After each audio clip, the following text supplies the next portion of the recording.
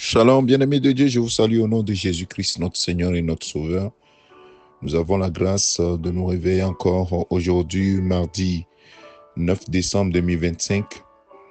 Et nous voulons nous confier encore à notre Dieu, à notre Père Céleste, par Jésus-Christ, notre Seigneur, qui nous a donné accès par le biais de son sacrifice à la croix.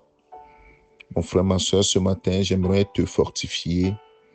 Ne relâche point ton attachement au Seigneur, continue de faire connaître ton besoin à ton Père Céleste.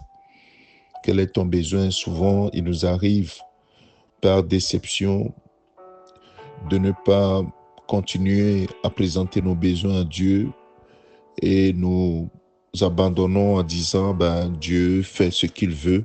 Oui, c'est vrai, mais ce qu'il nous demande, c'est de ne point nous relâcher. Dans Philippiens chapitre 4, c'est un texte que tu connais probablement. Philippiens chapitre 4, verset 6 et le verset 7. Il dit, ne vous inquiétez de rien, mais en toute chose, faites connaître vos besoins à Dieu par des prières et des supplications, avec des actions de grâce, et la paix de Dieu, qui surpasse toute intelligence, gardera vos cœurs et vos pensées en Jésus-Christ.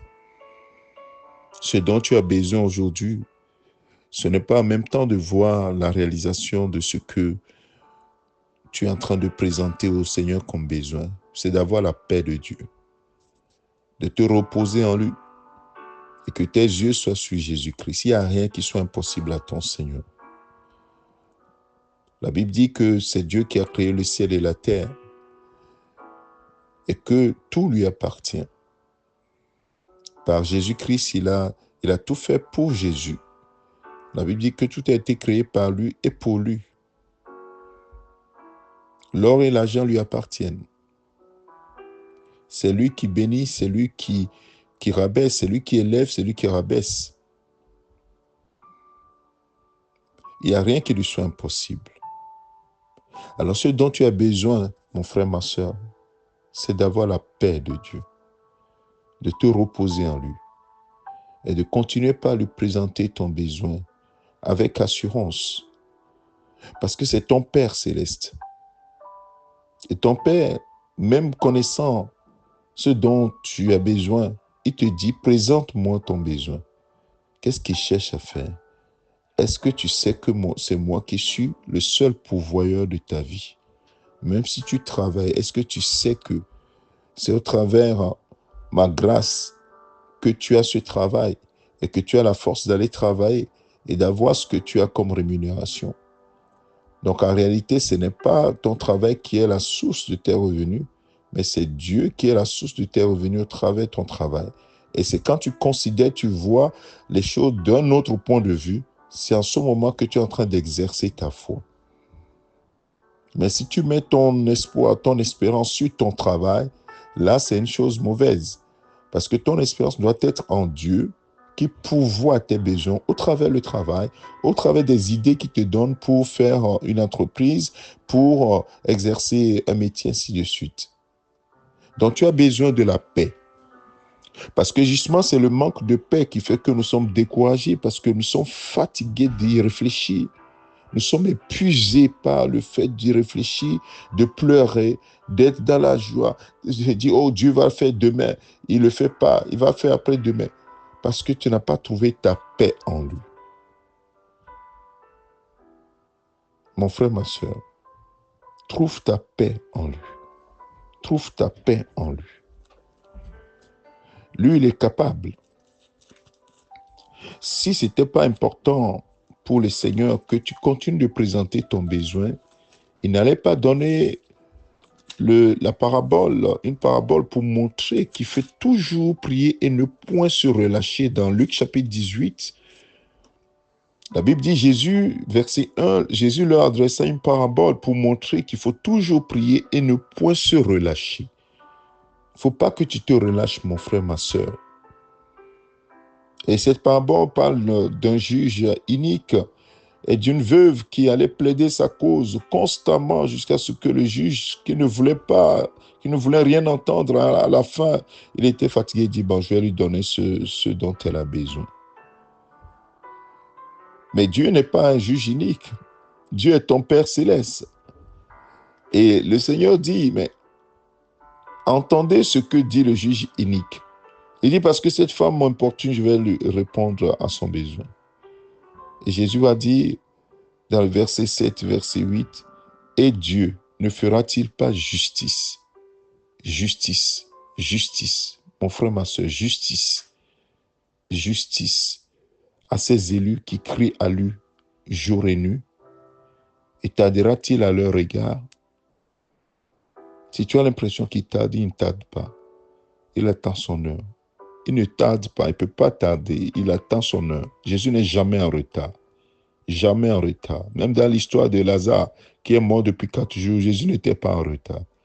Marie et Marthe disent, oh Jésus, si tu étais là, tu avais été ici, notre frère ne serait pas mort. Dis non, je suis la résurrection, la vie. Je viens quand je veux.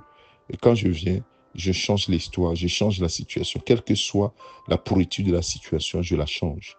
Alors mon frère, ma soeur, quelle que soit la pourriture de ta situation, Jésus, à tout moment qu'il arrive, il va changer cette situation. Jésus dit, et Dieu ne fera-t-il pas justice à ses élus qui crient à lui jour et nuit, et tardera-t-il en leur égard?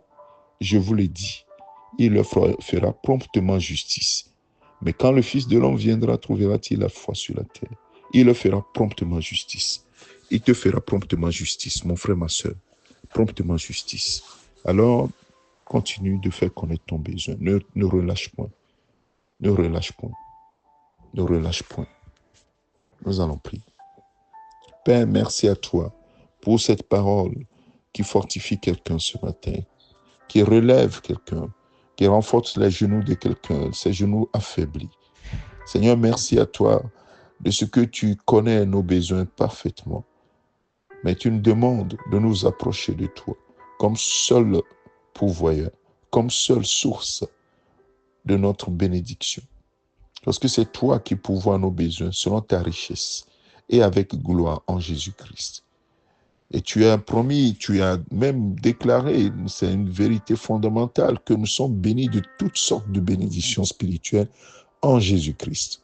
Puisqu'en Jésus-Christ, nous sommes devenus des héritiers. Donc, nous avons le pain des enfants. Ce n'est pas les miettes, non. Nous avons maintenant le pain des enfants. Oui. Des co-héritiers avec Jésus-Christ, co-héritiers de Jésus-Christ. Oh Père, merci à toi. Donne-moi, donne à mon frère, ma soeur, de trouver sa paix, que nous trouvions notre paix en toi. Comme il est écrit dans Philippiens 4, 7, et la paix de Dieu, que nous puissions avoir cette paix, ta paix, Seigneur. Que la paix de Dieu garde notre cœur et nos pensées sur Jésus-Christ. Jésus-Christ qui est ton don pour nous, Seigneur. Jésus-Christ est un don que tu as fait à l'humanité. Ce don, celui qui le reçoit, la Bible dit que tu as mis la vie dans ton Fils. Celui qui a le Fils a la vie. Celui qui n'a pas le Fils n'a pas la vie. Et en lui, tu as mis tout, tu as mis toutes les bénédictions, tu as mis toutes les richesses. Tous nos besoins sont pourvus en lui. Ô Seigneur, donne-nous d'avoir la paix en toi et d'avoir les yeux sur celui qui est notre don, le don pour nous. Le don dans lequel nous avons tout, le package dans lequel nous avons tout, toutes les richesses, toutes les bénédictions, tous nos besoins sont pourvus. Gloire, gloire à toi, Père. Gloire, gloire à Jésus-Christ, notre Seigneur. Merci, Saint-Esprit, de ce que tu révèles cela au cœur d'un frère, une sœur qui est inquiet, qui est inquiet ce matin. Seigneur, tu lui dis, ne t'inquiète de rien. Fais-moi connaître simplement ton besoin. Et surtout, continue de me présenter les besoins. Ne relâche point. Ne relâche point. Ne relâche point. Que toute la gloire te revienne, Père, toi qui es fidèle. Que ta force soit communiquée à quelqu'un ce matin. Que la puissance, oui, Seigneur, soit donnée à quelqu'un ce matin. Que cette personne se relève. Et Seigneur, lève la tête en disant, mon Dieu pourvoira tous mes besoins selon sa richesse et avec gloire en Jésus-Christ. Et que, Seigneur, cette proclamation soit dans sa bouche, parce que tu es fidèle et tu accomplis parfaitement ta parole. Et ce n'est pas un ange que tu demandes de veiller, mais toi-même, Père, tu veilles sur ta parole pour l'accomplir. Alors que toute la gloire te revienne ce matin. Maintenant, Seigneur, nous disons, nous reposons en toi. Nous trouvons notre repos en toi. Béni sois-tu, Père. C'est au nom de ton Fils Jésus-Christ que nous avons ainsi prié. Amen. Que le Seigneur te bénisse, mon frère, ma soeur. Je te souhaite une excellente journée dans la paix du Christ.